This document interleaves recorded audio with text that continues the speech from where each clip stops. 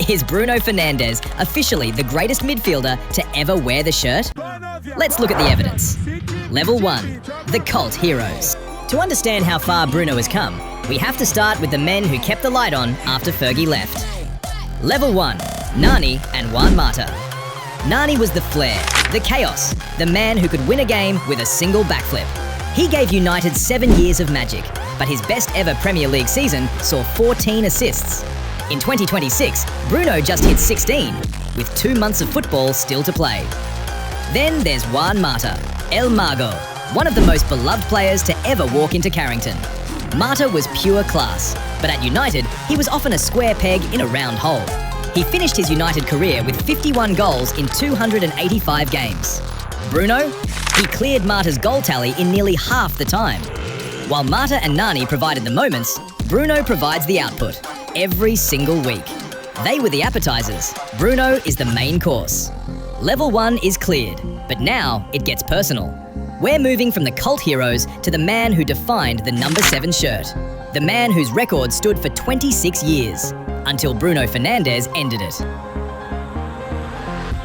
Level 2 takes us to the man who made the number 7 iconic, David Beckham. For 26 years, his 1999/2000 season was the gold standard for Manchester United playmakers. 15 assists in a single Premier League campaign. But just recently, that history was rewritten. With his 16th assist of the season, Bruno Fernandes didn't just pass Beckham, he did it in a team that has struggled to find the back of the net. Beckham had Cole, York and Sheringham. Bruno has been feeding a rotating door of strikers, and he's still more productive. The difference? Beckham was a specialist. If you gave him a yard, he'd find your head. But Bruno? He is a volume creator. He leads the league in expected assists and big chances created for the 3rd year running. He isn't just a part of the system, he is the system. Beckham was the ultimate soldier in Fergie's army. Bruno is the general leading a rebellion. Statistically, level 2 is cleared.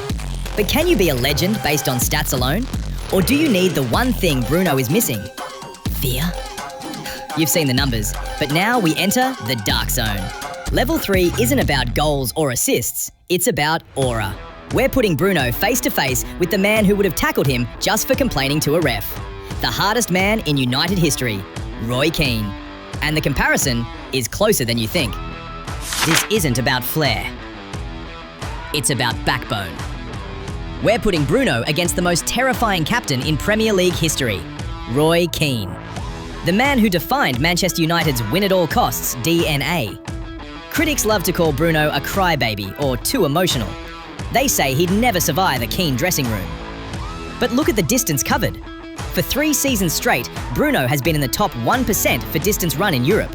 He's the first to press, the last to stop, and plays more minutes than any other midfielder on the planet. Keane dragged United to a treble through sheer force of will. Bruno is dragging a club in transition back to relevance through sheer volume of production. Keane was the shield. Bruno is the sword. One protected the lead, the other creates it out of nothing. But here's the cold truth. Keane's legacy is paved in gold. Bruno's legacy is paved in what-ifs. To pass Keano, you don't just need the stats, you need the silverware. Level 3 is a stalemate. One has the heart, the other has the numbers. We've reached the point of no return. You've seen him beat Beckham's records. You've seen him match Keane's work rate. But now, we face the man every United fan considers untouchable. The Ginger Prince. The Maestro. Paul Scholes is next. And the stats we found are going to break the internet. Level 4. The boss level. The man even Zinedine Zidane called the greatest he ever played against. Paul Scholes. The debate usually ends here. Scholes has 11 Premier League titles. Bruno has 0. Scholes controlled the tempo of the greatest dynasty in English history. But if we put the nostalgia aside and look at the raw efficiency, the gap disappears. In 499 Premier League games, Scholes recorded 107 goals and 54 assists. Bruno? He just hit his 100th goal involvement for United in nearly half the time. Statistically, Bruno Fernandes is twice as lethal in the final third as the Ginger Prince ever was. Critics will tell you Scholes was about control, not stats. He was the metronome. But here's the reality. Scholes played in a team of superstars. Bruno? He's doing this in the most chaotic era in the club's history. Scholes never misplaced a pass. Bruno loses the ball 20 times a game. But that's the sniper trade-off. Bruno is hunting for the kill shot every time he touches the ball. He creates a big chance every 22 minutes. Scholes? He was the architect. Bruno is the demolition crew. Even Scholes himself admitted it, saying Bruno is better than he was at the same age. But does a higher G/A make you a greater legend? Or is the trophy cabinet the only thing that matters? The numbers say Bruno. The history says Scholes.